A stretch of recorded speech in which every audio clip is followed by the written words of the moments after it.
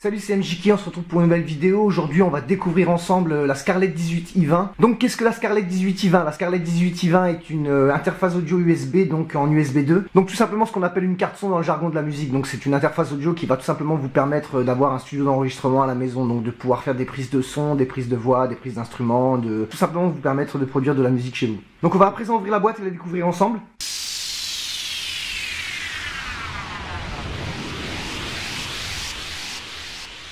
Donc voilà la bête, elle se présente sous cette forme, donc en unité rack 19.1U. Au niveau du contenu de la boîte, donc on a un câble qui permet donc de l'alimenter en version européenne. Ensuite on a un câble en version américaine donc. Donc ça, je trouve ça assez cool d'avoir les deux adaptateurs, ça permet tout de suite de pouvoir l'utiliser dans tous les pays. Ainsi qu'un câble USB, donc d'une longueur qui a l'air assez bonne, je dirais qu'elle doit faire à peu près 1 mètre, 1 mètre 20. On retrouvera aussi donc un petit manuel en anglais, je trouve dommage par contre qu'il n'y ait pas de manuel en français, donc j'irai voir sur le site s'il n'y a pas une traduction du manuel. Ainsi qu'une petite carte où vous retrouvez donc le numéro de série et les instructions vous permettant de télécharger donc sûrement les logiciels permettant de faire les mises à jour de la carte son.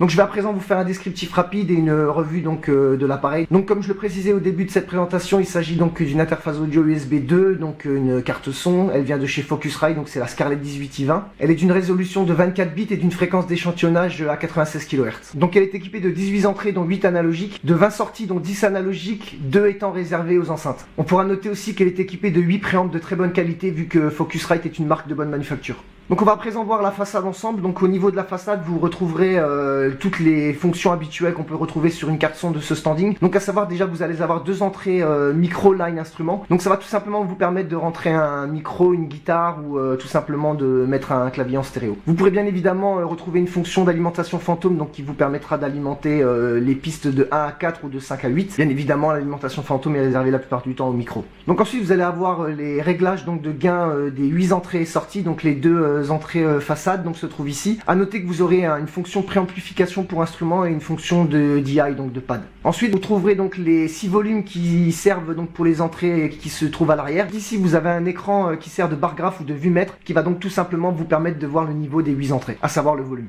Donc ici vous allez retrouver le volume monitor, donc c'est tout simplement le volume que vous allez envoyer vers les enceintes. À noter que vous aurez une fonction mute bien pratique et aussi une fonction dim. Donc ensuite à côté du volume monitor vous allez retrouver les deux sorties casque avec volume indépendant. Ça c'est vraiment pratique quand vous travaillez à deux en studio. Et pour finir tout simplement le bouton power.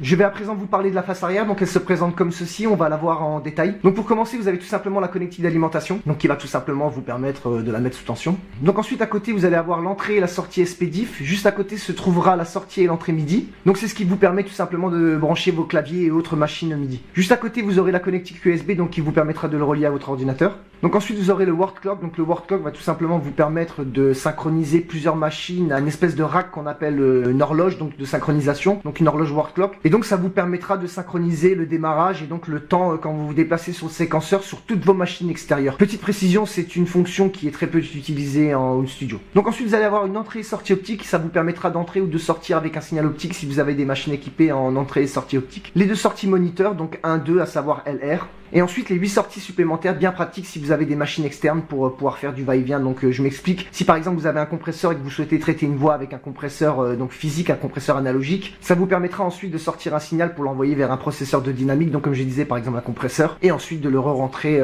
vers votre logiciel. Petite précision, les sorties sont au format Jack 3.5. Et donc ensuite pour terminer les 8 entrées donc qui sont au format Jack 3.5 ou XLR.